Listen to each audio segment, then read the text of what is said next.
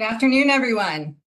It's 3 o'clock, so we will get started. We are very pleased to welcome you to this ESPC campaign webinar series event. My name is Laura Carpenter, and I'm with the Office of State and Community Energy Programs here at the Department of Energy, and I'll be moderating today's session. We're looking forward to having a great discussion today on how public entities can leverage and maximize the impact of funding and incentives, including those stemming from the Bipartisan Infrastructure Law and Inflation Reduction Act, to create more impactful projects through energy savings performance contracts. Before we dive in, I want to quickly cover a few housekeeping items. All of you tuning in should be automatically placed in listen-only mode with your video off. Please submit any questions you may have throughout today's session using the Q&A feature.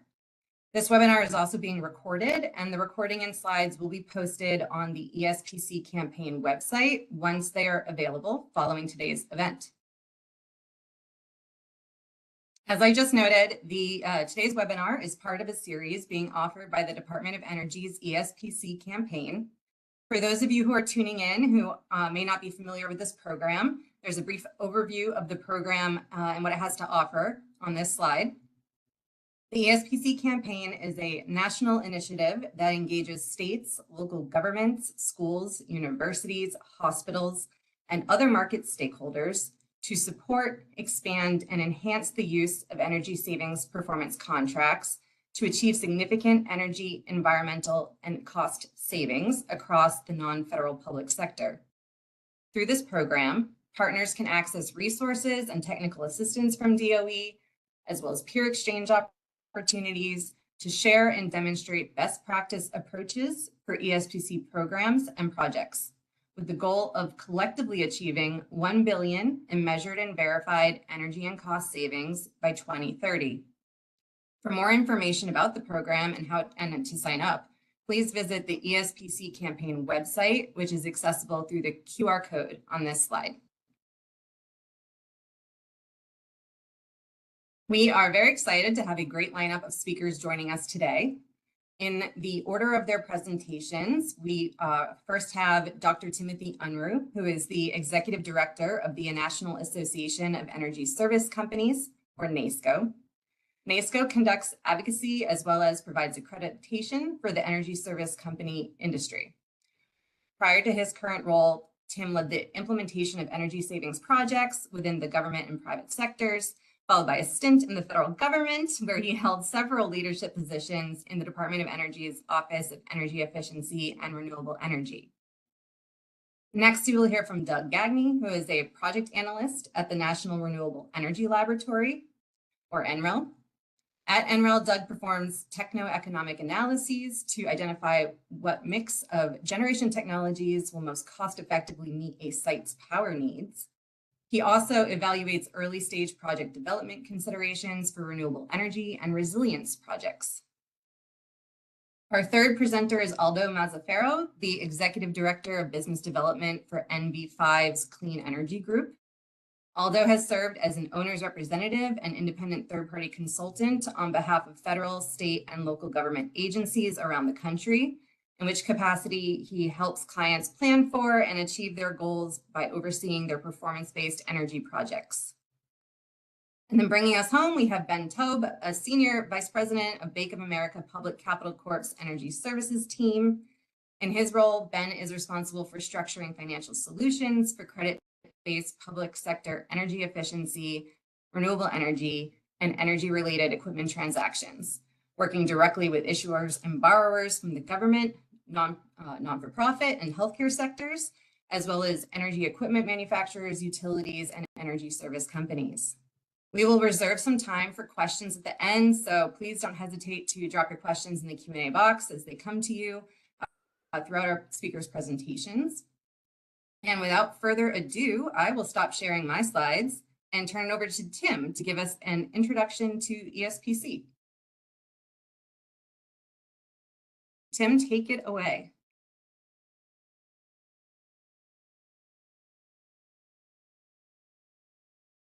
Okay, now I figured it all out. Excellent. Let's see here.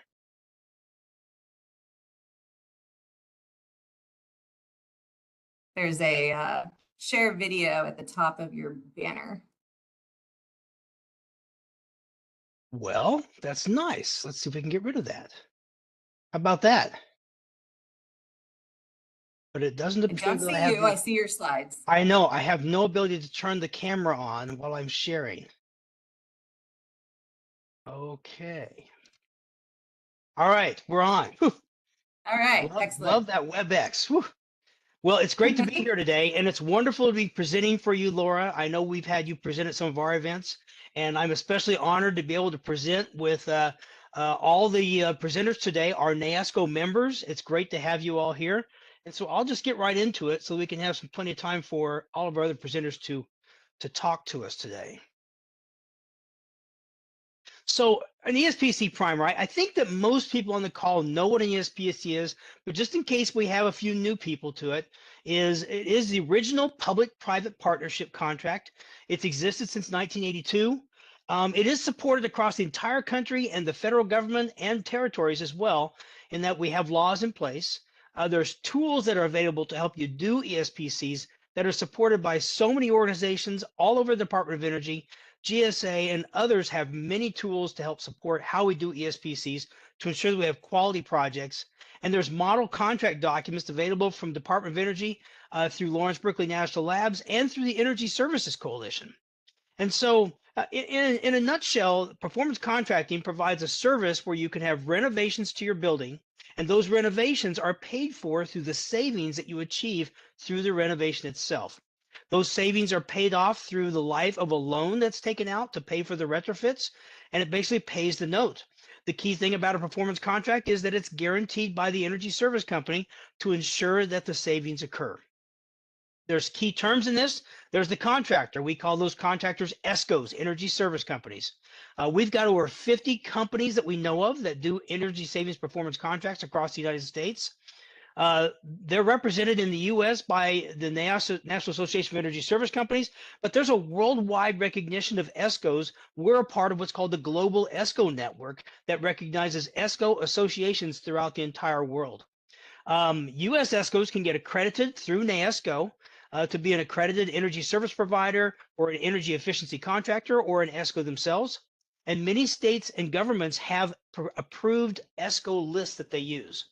The methodology, of course, as I mentioned, is the building renovations are paid through savings and the savings are guaranteed. So what makes an ESPC? I think of it as having three primary components. Other methods of contracting have some of these components, but performance contracting has all three of these. The first component is there's a procurement methodology that's somewhat unique, and that uniqueness allows for a selection that's most likely based on qualifications rather than a scope of work. An ESCO is selected before there is a scope of work known, and because of that selection that happens early, we don't know what the scope will be, so you can't necessarily go do a bid price. There is pricing components included in the overall pricing structure in most places, but the main procurement methodology is through a qualification selection. The next piece is an investment grade audit. The investment grade audit is different than just the energy audit you buy from an engineering firm. The investment grade audit includes firm fixed prices that you will be guaranteed this is what the project will cost, and it will include a guaranteed savings that says these are the savings that we're willing to guarantee for 10, 15, 20 years, whatever the term may be. And finally, there's a performance assurance. After the project is constructed, most contractors, they head out and there's a 1-year warranty and that's all you get.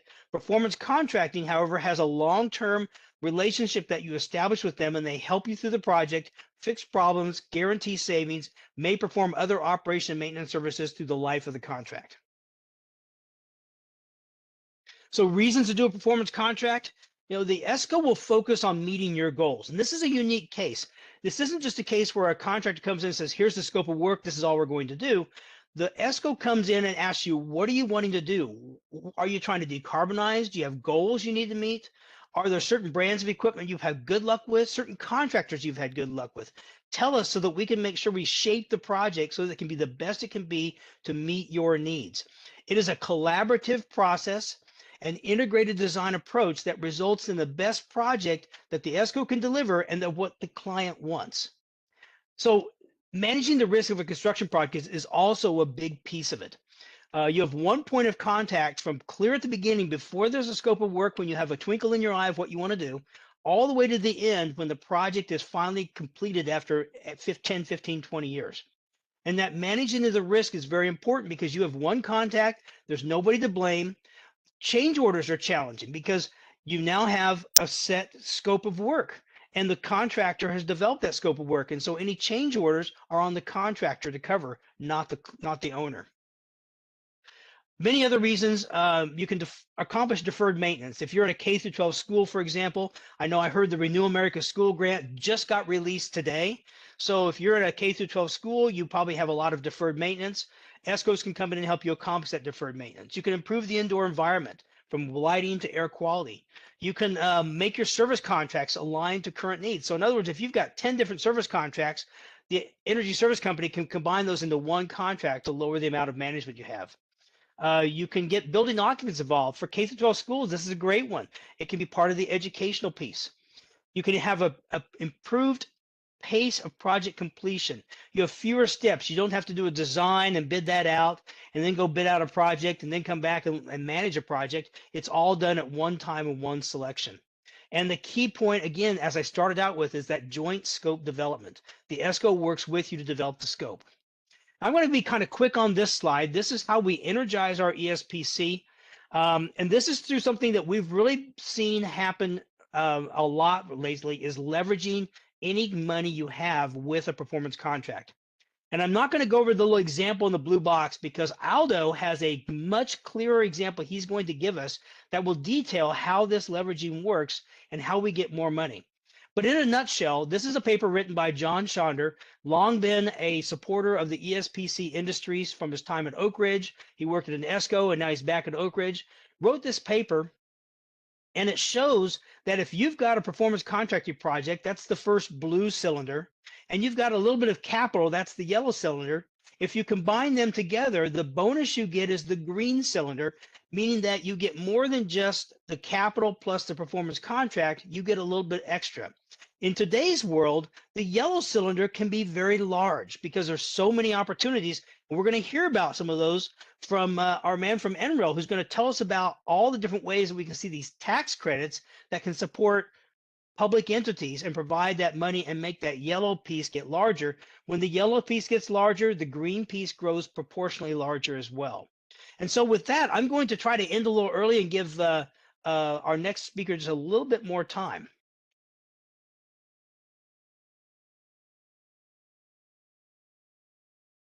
Well, thanks, Tim. Thanks for that great overview of to kind of level set us and tell us about what ESPC is and what benefits it brings to the table.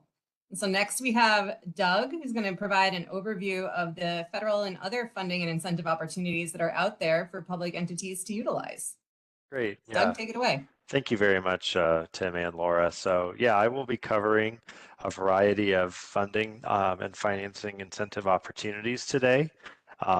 Just a quick note that although I'll be talking about some of the tax provisions in the IRA, that I am not a lawyer and you would not want me to be your lawyer. So although I'm familiar with these incentives, just be aware that you really should seek qualified tax counsel before pursuing any of them in detail. In this particular presentation, I'll be talking about some of the federal grants and tax incentives available for ESPC projects, as well as state, local, and utility resources that can be leveraged as well. A couple different types of funding and financing opportunities, and just to distinguish between these two concepts, when we talk about funding, we're talking about money that you don't have to pay back. This could be grants, this could be tax credits, this could be rebates or incentives from your utility. Whereas financing, those items shown at the top of that chart, loans or ESPCs, involve a repayment. So you're borrowing the money, but as Tim just very eloquently illustrated, these are not mutually exclusive concepts. When you combine funding with financing, you can get an even greater overall benefit, where it's greater than the sum of its parts. I'll have a very quick overview of a whole bunch of different federal grant opportunities that have become available, either from the Bipartisan Infrastructure Law or the Inflation Reduction Act, BIL or IRA, as they're sometimes referred to.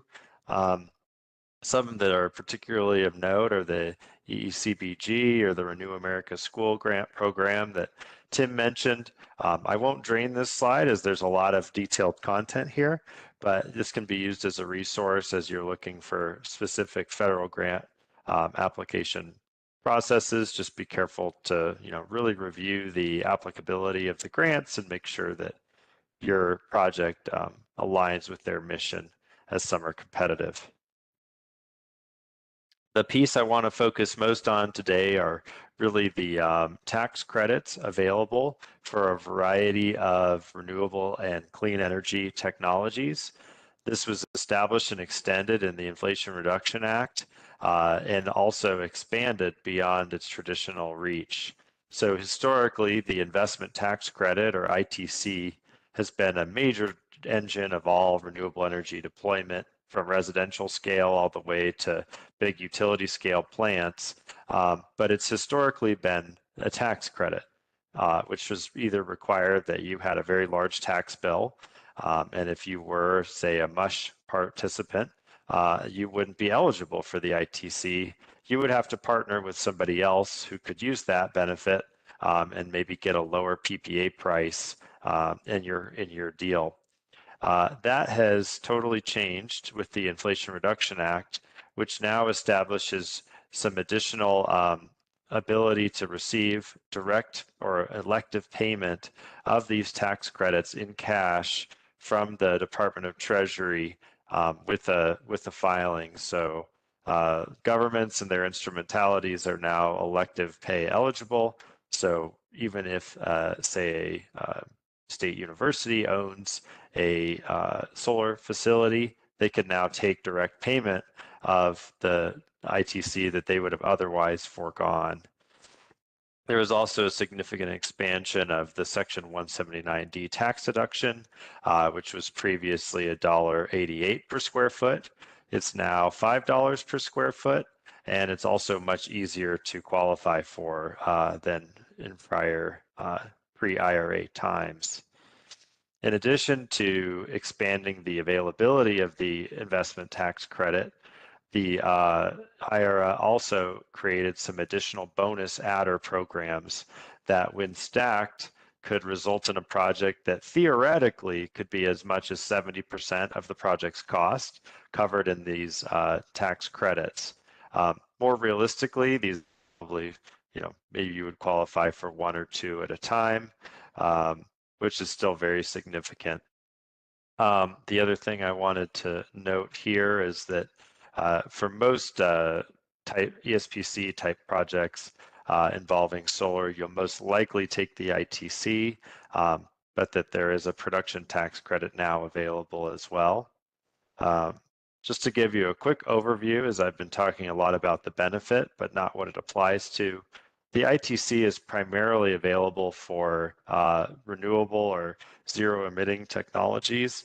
So that could include solar photovoltaics, wind energy, geothermal, combined heat and power for now, and a whole host of other technologies such as biomass. Energy storage has also become standalone eligible, whereas it was previously only eligible when paired with solar photovoltaics. So just so you're aware that these tax credits are primarily for generation technologies, not for energy efficiency upgrades. I want to dive a little bit deeper into elective pay so folks understand the benefits and requirements associated with it. Now, tax exempt, certain tax exempt, and governmental, usually state governmental entities that don't pay income tax are still eligible for elective pay. The key point that I want to stress is that this occurs after the system is already operating.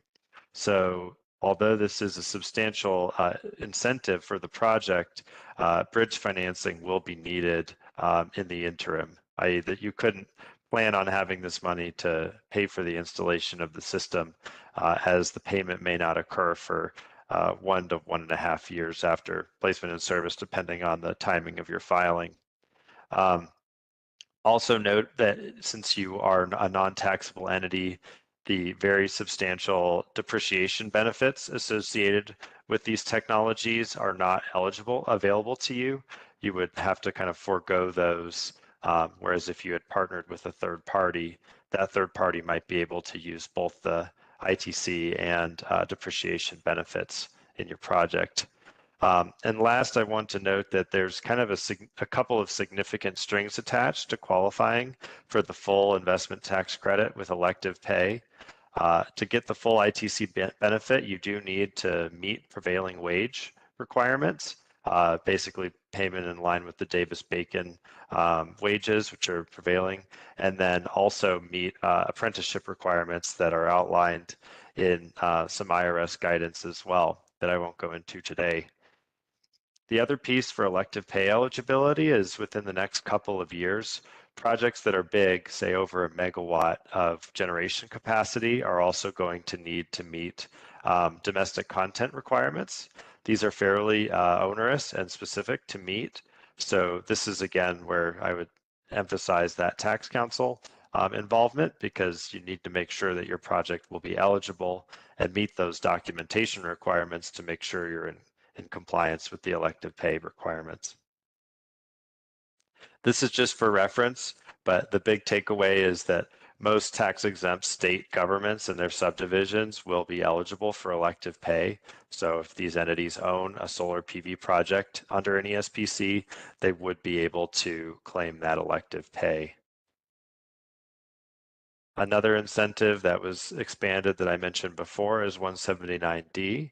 A couple key, I've noted the benefits before, but a couple key considerations as you try to incorporate this into a performance contracting project are really that this is another one that does not come before project placed in service. So the system must be operating and audited by a certified auditor to verify the EUI improvements before you can actually claim that deduction, or your ESCO partner can claim that deduction in the project.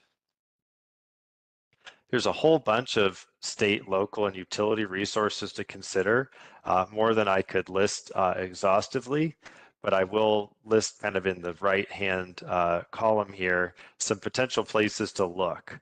So check your state energy office, review your utility, talk to your utility representative. They often have many types of rebates for energy efficiency and renewable ECMs that they can help you with. Some will be prescribed, and some they will actually work with you to create custom incentives for you. Discuss with your ESCO whether your project might be eligible for demand response benefits. You could maybe have some of these assets, or have some of your controllable ECMs actually get you additional value in demand response. Some state and local governments will have grants available for improvements, particularly for specific entities. And also explore with your ESCO the possibility for low interest financing, things like green bonds or use of green banks revolving loan funds to improve your financing rates. Utilities, if you work with them directly, may also have on-bill repayment structures that allow you to just pay a fixed premium on your bill as a part of the financing. And there's a couple other utility services that you may consider as well. Last, I want to just kind of summarize what I talked through very quickly. So big takeaways are that elective pay is a huge opportunity. Rather than having to rely on third-party owned structures like power purchase agreements, owners can actually own the assets directly and achieve a greater benefit to themselves financially within performance contracts without that third-party ownership.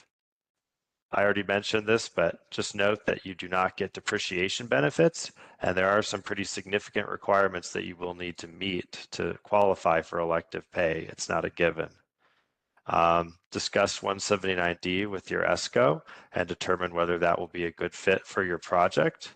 And the key thesis of a lot of what you'll be hearing today is really look to stack value and be creative, because every time you can stack in one of these federal, state, or utility incentives, you're getting that multiplier on the savings and the overall scope of your project. So with that, I have a couple useful resources that you can reference for these federal and state incentives, particularly emphasizing the database of state incentives for renewables and efficiency as you try to get into the weeds. And with that, I'll pass it back to Laura, and happy to answer any questions at the end. Thanks. Thanks so much, Doug. So next, I would like to turn it over to Aldo to walk us through what this looks like in terms of applying grants and incentives to an example project.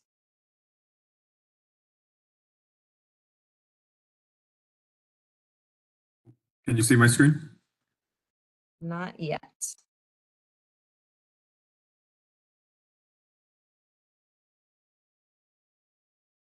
So, there it is. Yep, looks good. Figured it out. All right. Well, thank you, Laura, for the introduction earlier and for having me here today. Thank you, everybody, for joining. I have the pleasure of walking you all through how these projects, how all these funds can be leveraged to make for more comprehensive projects, more impactful projects, to fund your capital needs, address your climate goals, things of that nature. So I'm going to walk you through an exercise that we go through on every single project, where you're basically selecting the scope. And by doing that, in each of these steps, I want to show you how additional funding sources can come in and how we worked with this customer to leverage those funding sources to address more and more capital needs that they had to get done, because that's really the nature of performance contracts, in that there is some X amount, some existing amount of low-hanging fruit that exists in your facilities.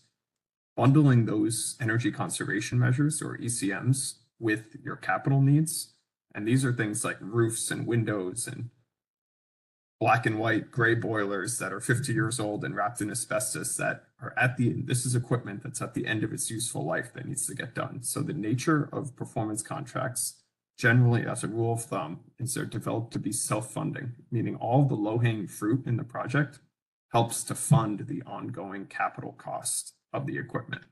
So in order to do that, you need to work under different types of constraints. And generally there's three categories of constraints in these projects. There's your technical aspects of the project, because your buildings do need to be heated and cooled. They need to be occupied. They need to be operated, right? So generally you can only find somewhere in the 30% range, somewhere up to 40% generally, of potential energy savings in your buildings. That is without closing it down and shuttering it and mothballing it. There are some projects where you can include solar and really start to spin that meter backwards, but general rule of thumb is somewhere in that 30% range of actual reductions. There's also financing conditions that can constrain your projects. Your fiscal chief financial officers may only want to finance it for 15 years or 18 years or 20 years. The loan market may only finance it for 20 years. In the federal market, they can only go up to 25 years in financing. So there's different constraints. There's interest rates that your particular public agency can get for the project, whether that's higher or lower, dictates how much capital you can build into the project. And then finally, there's legislative constraints. So in your particular agencies, in your particular states, you have an applicable ESPC statute, and it's across the board. Sometimes there's multiple statutes within a given state. And generally you want to understand what that statute is, what's allowed, what's not allowed, including things like escalation rates or escalating payments or capital contributions by the owner, energy related cost savings. All these things can allow you to do more capital projects, but you need to play within the rules of your particular statute. At the end of the day, like I said, you play within these constraints in order to maximize the funding. So you can leverage the guaranteed savings. You can leverage things like utility rebates, the ITC or IRA that Doug just walked us through, and you can leverage capital dollars that you have available to pay for these projects and capture savings to do more and get that compounding effect. So I'm going to walk you through a couple projects here. This is the result of an investment grade audit. Now I rounded off some of the numbers here to keep things simple, but this is generally what you might see after an ESCO has done an investment grade audit of your facilities. There's ECMs, or energy conservation measures, ranging from very quick paybacks, like the retro commissioning, all the way to much longer paybacks, like a boiler upgrade. Unfortunately, when you do the financing analysis on the right over here, and you start looking at what the annual savings are versus the total investment of the project, the annual savings do not fund the annual debt payments of the project, and you have a negative net cash flow to the project of about $600,000. As a result, you need to start picking and choosing what equipment can actually, what ECMs you want to build into the project. So as we go through this, this is a project, fully self-funding project with no additional funds being added. You have all of the quote unquote low-hanging fruit in the project: retro commissioning, building envelope, water conservation, LEDs, solar PV arrays. And unfortunately, in order to keep this project self-funding, you don't get this higher capital need equipment, the pneumatic to DDC controls, chiller upgrades, boiler upgrades. These are things that are most likely at the end of their useful life that need to be paid for one way or the other. So when you see this project, again, when I say the term self-funding, what I mean is annual savings paying for the annual debt payment. And in this project, when you remove all this heavy, expensive capital equipment, the project cash flows very, very easily. But the school district in this case was going to be left with all of this same old, antiquated equipment. So they wanted to leverage funds to do as much as possible. So they looked to their ESCO and said, what are the rebates available, right?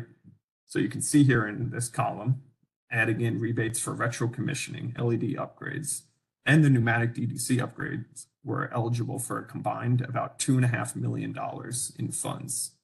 So now when you go to the cash flow analysis, you can see that you have your total project of about $22 million. You have your additional funding buying that net finance amount down to just under 20 million. And down here at the bottom right, you can see your net cash flow. Now you have your guaranteed savings less your debt payment for a positive cash flow of about $30,000 a year. So I mentioned rebates. It's a very obvious example, but I want to make the point that rely on your ESCOs. They know your market. They do this day in and day out. And I've seen many, many ESPC projects and utility rebate programs actually incentivize owners to do more comprehensive projects, so that if you do just lighting, you might get X dollars back. But if you do lighting and temperature controls, you might get 3X back, because they want you to do more and more deep retrofits. So when we talk about leveraging, really in blue here at the bottom right, this hammers home the point. In this example, they captured $2.5 million in rebates, invested that into the project, and as a result, funded $5.5 million worth of capital upgrades that otherwise wouldn't have been done in the project. Now, to take this a step further, you look at your solar PV opportunity. We all know about the ITC, the IRA benefit or direct pay benefit that Doug just covered. The customer wanted to explore that as a potential opportunity. So when you start to model that in, you add in, let's say, a 30%, just to be very conservative and simple here. By adding in that $750,000 additional benefit into the project, they're able to now fund the chiller upgrades that before weren't going to be funded because it doesn't cash flow. So again, $750,000 is being added to the project benefits. And as a result, you're able to fund almost double that, of about $1.25 million worth of chiller upgrades, all while maintaining the net positive cash flow of the project. Still, though, this customer, their boiler was probably the picture in the first slide I showed you there in black and white. They had about $5 million worth of boiler upgrades that they had to get done. You know, it was based in the Northeast, equipment at the end of its useful life, concerned about just heating the building going forward in the next couple winters. So they actually had capital dollars available to them as part of a bond that in their specific jurisdiction, they were able to contribute capital dollars to help buy down the net financed amount and get more with the project. So in this case, they had about $4.25 million. They inserted that into the project, financed the balance, and as a result, were able to fund that full $5 million worth of boiler upgrades, again, while maintaining that net positive cash flow. So I mentioned the ESPC statutes in the beginning. Make sure you understand what's allowed, what's not allowed. This isn't the case for every single client, but if it is, it's a great opportunity to use your capital dollars, do this work, generate guaranteed savings, and use those savings now to fund more and more comprehensive projects. So Tim mentioned in his opening remarks the Oak Ridge National Labs study that they did on the leveraging ratio. I included a link here, and I do think we're going to be able to make these slides available to you for easy access. But in that report, if you read it, and really I developed this presentation to present those concepts in layman's terms, is that it talks about this leveraging ratio where it's a comparison of total amount of new investment or new project that's added versus the funds contributed. And these lines down here, D and E, kind of drive that point home to show that as you add, in the case of when you added $2.5 million worth of rebates, they were able to fund another $5.5 million worth of capital upgrades. With the ITC, again, adding $3.25 million total resulted in $6.7 million in additional upgrades. That study, if you go and read through it, it talks about leveraging ratios generally from 1.3 to 2.1. In some cases, that leveraging ratio can actually increase depending on what you're putting those dollars into, what your interest rates are. There's a lot of moving parts in the math. But what this really means when you boil it down, is that for every single dollar leveraged, or every capital dollar you put in, every rebate dollar you capture in the project, you're able to fund 1.3 to 2.1x of that dollar. So $1 million equals $2 million worth of upgrades. So it's a fantastic model to demonstrate to your taxpayers that you're using this kind of innovative funding mechanism to do more with the same amount of money without going out and asking them for more money via bond referendums or whatever it may be. So I'm just going to wrap up here with a few recommendations for next steps. I've heard many owners, I've heard many ESCOs.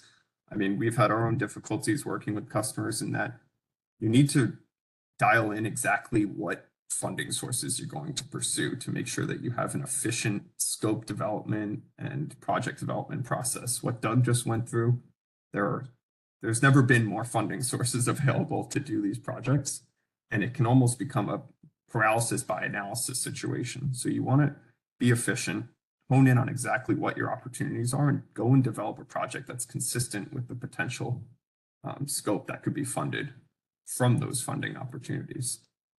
The other part, we talked about bridge financing, and I don't want to steal too much of Ben's thunder coming up here, but as an owner's rep, what we're constantly advocating customers understand is the alignment of project benefits with project costs. So the realization of energy savings, the realization of rebates arriving, the ITC payment when that comes after you've installed it, after you've installed the solar array, that can all be aligned with your future payments on the project, i.e. your debt payments or M&V service payments or things like that. You just need to make sure that you're being diligent and accurate so that when that bill shows up, that invoice shows up in your inbox, you have the funds secured in your budget from energy savings or from the external funding sources to make that payment. It's key to the success of these projects. And what we walked through today is really the result of a 12+ month effort with this school district. We started working with them years ago to help them plan the project, build their team, figure out who's going to be working on it, who their stakeholders are, present it to stakeholders.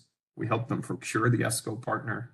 We oversaw the investment grade audit, and finally once we went through this process, they still had to go secure financing, execute contracts with legal. That whole thing can take anywhere from 6 to 12 months. So there's a tremendous amount of work to get to that. My construction colleagues laugh when I call it the finish line because they're really just starting to build the project at that point. But getting to this point is a tremendous amount of work to get there. So it's who of you to get started as soon as possible.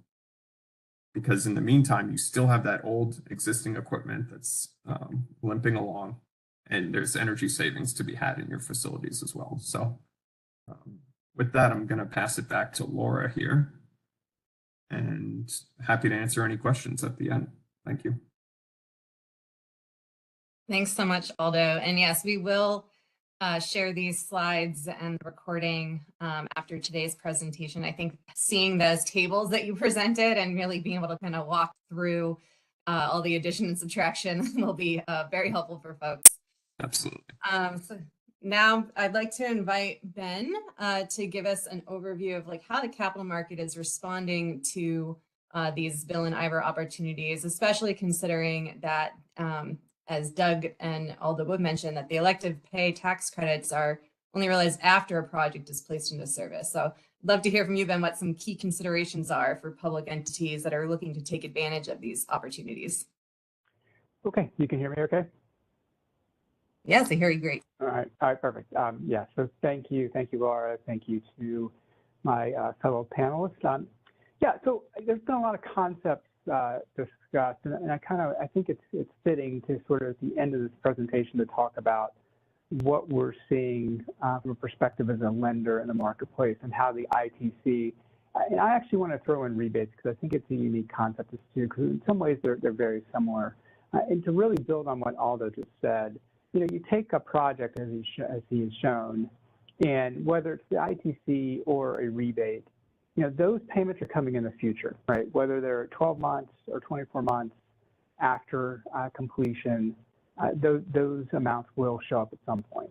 And the question is, how do you factor that into your structured finance at some point? And, many times when we're asked this question, one, I'd say in the front end, the project upon financial closing is 100% financed. So, that $28 million project, although it may have, X amount of dollars coming in for rebates and an ITC, you need all the money up front, right? The ESCO needs all the money up front to pay for the ECMs going in. And so, when we close a project, we're going to close 100%.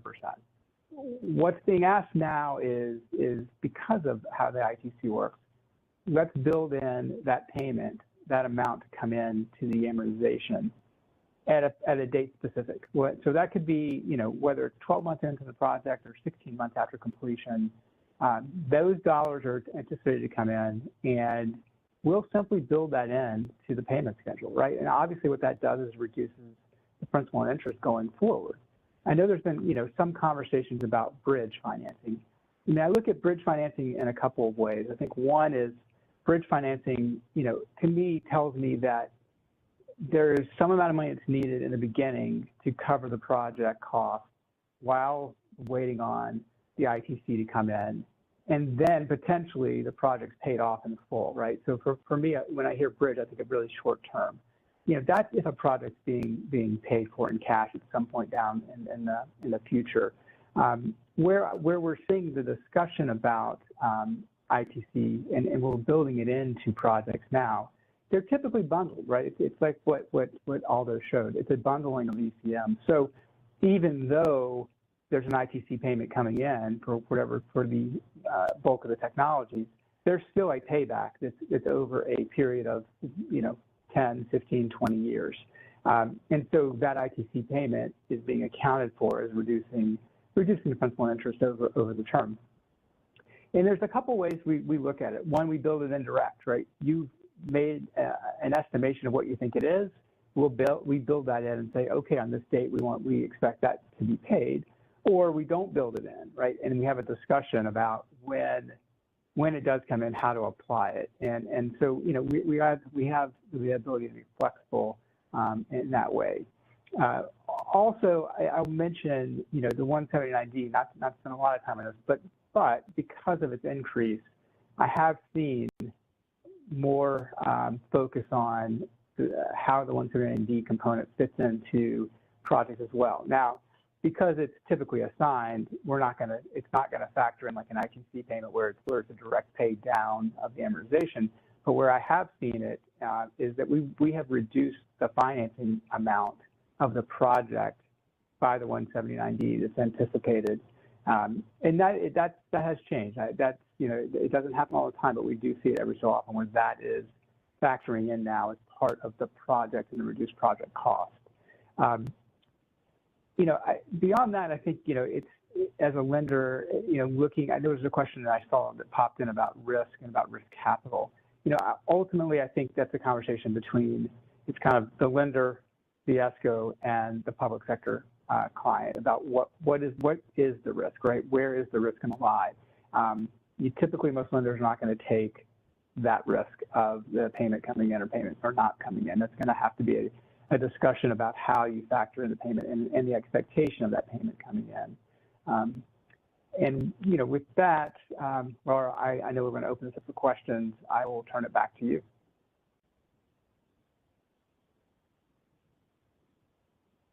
Yes, thank you so much. We have had a few questions come in.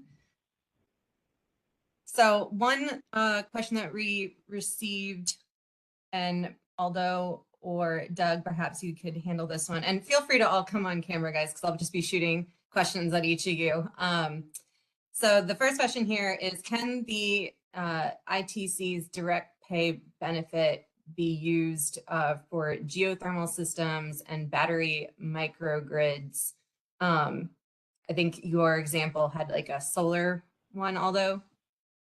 It did. I kept the solar one because it's probably the most recognizable, kind of straightforward one, and a little bit less of the unknown element to it also. But that same concept applies for geothermal, ground source heat pump upgrades, batteries, microgrids as well. Now there's a little, and Doug or Tim, maybe you can jump in, but like there's a little lack of clarity on exactly how much of what percent of what is going to be reimbursed ultimately. But as that gets dialed in and knowing those answers, this same concept of leveraging can be used, where geothermal and batteries, which historically really haven't like penciled in these jobs, they've been in that long payback category, historically haven't been included in performance contracts. But with this direct pay, it's going to kind of change that calculus pretty significantly.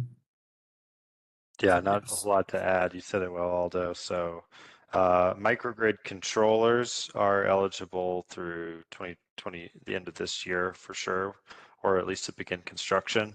GHP, yeah, there is some uncertainty around exactly where you draw the boundaries of that cost basis for eligibility.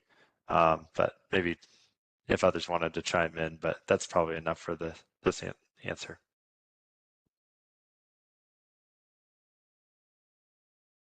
So I think there was a geothermal question as part of your piece there. Ground source heat pumps do qualify for the tax credit. I think batteries, if they're combined with solar now, can combine. But Doug, remind me, when does the tax credit transition to the clean energy tax credit? Is that the end of this year? It's the end of this year, so Right. I glossed over it to keep things simpler, but in the tax code, there's currently a prescribed list of technologies that are eligible for the ITC. After the end of this year, it's going to become a technology agnostic clean ITC is how it's phrased, and clean, zero emitting technologies will be considered eligible for the ITC, regardless of whether they're on a specific list. And it remains to see how that actually gets implemented by the IRS, but it will be a bit broader after the end of this year than as it's currently defined. It is broader, but it does remove certain things that are more efficiency related, like the ground source heat pump option would go away. You have to have something that generates power. It's unclear. Batteries we think will be included, but solar and wind would definitely be in that, but it's unclear beyond that. Yeah, so things like CHP is a good example where right now CHP is a eligible ITC technology, but it's unclear whether that's going to be includable in the new clean ITC unless there's carbon capture associated with it, which obviously is much more costly and less available commercially. And same for microgrid controllers. That technology is eligible for the ITC this year, but the clean ITC, it's not in the specific bill language. so it's not clear that it would be available. Doug, perhaps you can address this one. We also had a question about how to maximize incentives for social equity and environmental justice in local communities. That's a great question and a challenging one. So, you know, a lot of those resources that we covered in my section are a great place to start. I'll also draw your attention particularly to a couple of the ITC bonus adder programs that are explicitly focused on low-income communities. There is a IRS and DOE webpage outlining these incentives in more detail, but they represent a 10 to 20% increase in the ITC benefit and are explicitly for projects that benefit these types of communities. They can be for covered housing programs, they can be for low-income community solar projects, or they can be located in, you know, persistent poverty or new market tax credit areas. So there's a variety of different ways to qualify for them. They do require pre-application, and the available capacity is limited to 1.8 gigawatts per year. So it is a little bit more constrained and structured of a process than applying for some of the other tax credit adders that you would just do at normal tax filing. And I'll share that link to the low-income communities page in the chat for everyone. Great, thank you so much. Tim, I see that you are kind of live answering a question about 179D tax credit, and I was wondering if you could speak to that. I can. So the question was about, is there a common opinion about 179D with NASCO members? It's really all over the board. I mean, there are some members that will work and provide some benefit to the client. There are some members who keep it all themselves. There are some members who don't have the ability to offer it. 179D is an interesting one, is that it's not a tax credit, it's a tax deduction. So that means that if you have a 1 million square foot school district, for example, and you get a $5 tax deduction, you have to have $5 million of profit in order to get a deduction that makes that worthwhile. And that's a lot of profit. And it may be challenging. So you may have only one school district in your entire year you can offer that to, or you may not even be able to offer that at all. It just depends on where you stand. It also is challenging that it depends on the overall budget internal to the energy service company on how you can offer that. So there is no standard methodology, and each one has to approach each one individually and each project individually. If I could just add on to what Tim said, he made a really good point that I should have in my presentation, that the investment tax credit is a dollar for dollar reduction of your tax liability. So if you got a $100,000 tax credit, you got $100,000 of direct pay. In the context of 179D, which is a deduction, it's actually multiplied by your tax rate. So that $5 of deduction is probably like a $1 of tax benefit on your ultimate tax filing. So really important that, you know, the 179D, that $5 is actually reduced by your tax rate. And on the 179D vein here, we have another question about, can you have multiple projects availing of 179D with different contractors? So multiple projects with different contractors, each of them using 179D. Remember, 179D is for the designer of the lighting. And so I suspect if you have different contractors, that means you have different contracts, and each contract has a scope of work and it has identified designer. Under that circumstance, the answer would be yes. Each designer could then do the application for what they thought was appropriate. Okay, we also have a question about can improving indoor air quality be done in conjunction with energy savings projects, and what would be the best source of funding to support indoor air quality improvements?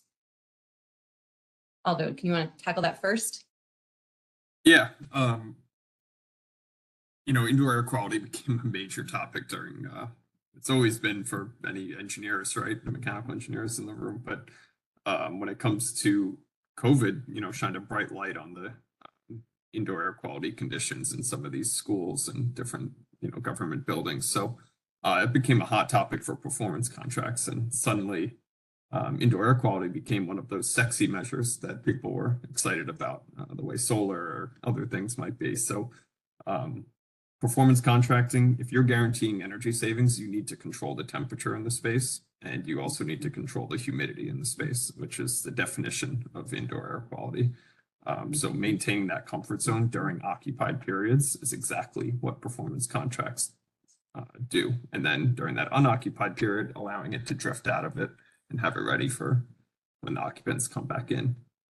In terms of a funding source, rebates are always available for HVAC and, those types of upgrades. But in my experience, these are the capital intensive upgrades that have long paybacks, so if your entity or your agency is eligible to do capital contribution, by far that is the best way to fund, those upgrades. Use that finance to balance, capture savings from the low-hanging fruit, and you're just able to do that much more in the project than you would if you just went out and did the HVAC dehumidification project with only that capital money, if that makes sense.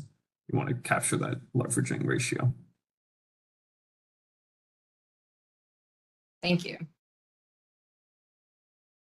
I think just to round us out, the last question, and I will put it to all of you to feel free to chime in on this one, but and although you kind of talked about it with the decision paralysis comment that you made, but you have all these different opportunities, there's all these funding sources to consider. Why bother trying to combine them all together, make this lengthy effort to have a comprehensive project? Why not just take the funds that I have right now and use them to implement it on ECM, and then keep the energy savings from that I'm able to achieve from implementing a project right away with the funds I have on hand or have from my grant that I just received from DOE, for example? Go for it, Tim. So I'm going to jump in, Aldo, and this whole webinar is about ESPC campaign, and your goal is to gain measured and verified savings. One of the reasons that we really see the ESCO model as a successful one is that complete partnering that is done between the ESCO and the client. The ESCO will go dig into all these different tax credits, the 179D, the utility rebates, maybe state rebates, and find out what is the best mix of funding that you can get. They'll ask you about your capital program, and they'll design a project that is overall the best one with the money that you have, the money you can get, and the savings that's available, and make that all work. And they'll do that all for the client as part of the investment grade audit. And then they'll guarantee the savings. And that's where you come in, Laura, with your campaign, is to take those guaranteed savings to show the results. I was recently on a call with some government clients, and they were really emphasis that this is guaranteed savings. So we know we're going to get the savings versus other projects we put in. We may never know if we get the savings or not, because once we're done, we walk away from it and never look back again. So that's what this call is about. That's why we're here, is we want to measure and verify these savings so we can know the projects perform. And that's what the ESCOs do. They make a project that fits you and performs for you. Thank you so much, Tim. I don't think I could have concluded any better myself. We are at time. So with that, I just want to say once again to all of our presenters, thank you so much for being with us here today. Really appreciate all of your presentations, and thank you to everybody who tuned in. And we will get those slides and the recording out to you as soon as we are able. Have a great day. Good afternoon, everyone. Good to see everyone. Thanks, everybody. Thanks, Laura. Thank you. Bye.